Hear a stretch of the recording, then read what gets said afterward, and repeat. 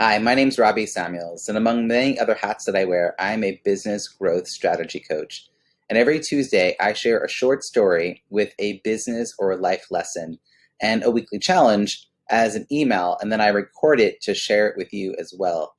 I encourage you to sign up for my weekly missives. You can check out the link in the first comment below. Today's short story is titled, "I'm Guessing I'm Not Alone in Doing This."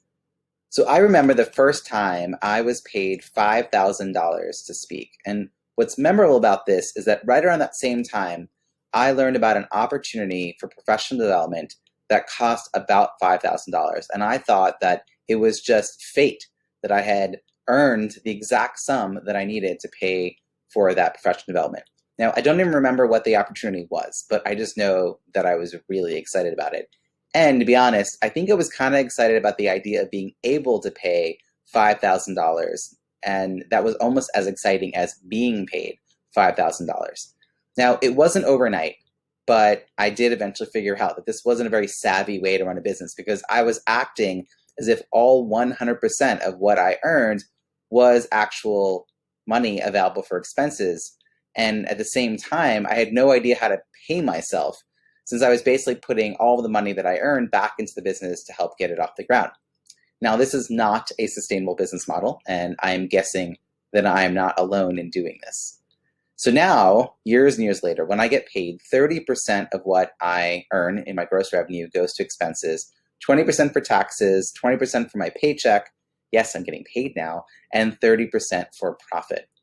This is all based on a model that I first learned about from Mike Michalowicz. He developed it and he shared it in a book called Profit First.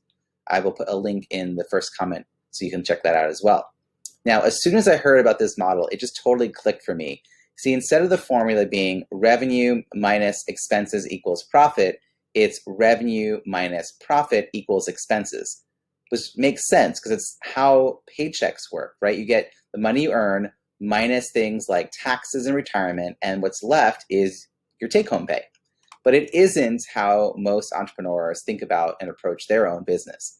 So this one book caused such a major shift in the way that I ran my business, and I realized that I could implement this in other ways. So I'm here to tell you that this week was the first week that I had 2 days off planned in a row since the pandemic began. That's right, I'm taking more than one day off. In fact, I'm taking several days off this week.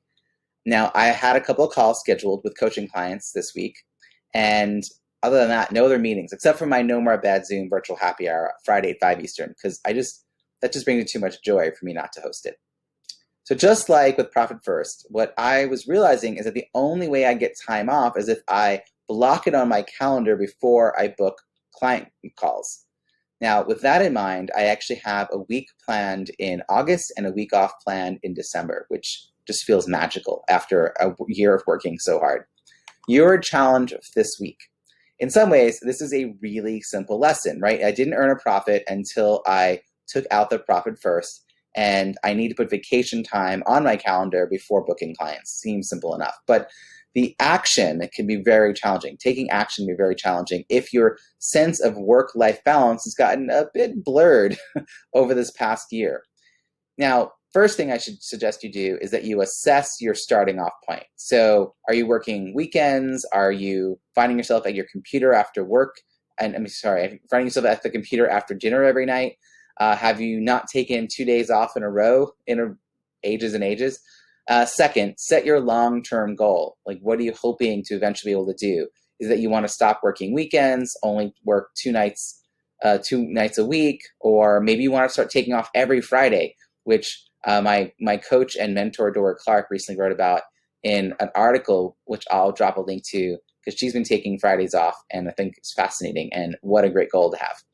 So the third thing you can do right now is figure out what is your next move towards your big audacious goal, and then start reclaiming your time and putting up some boundaries. And the last thing I want to mention is that I want you to think about what you are most looking forward to doing with all this newfound time, because knowing that answer is going to help you both create and follow through with the action plan that will get you that result.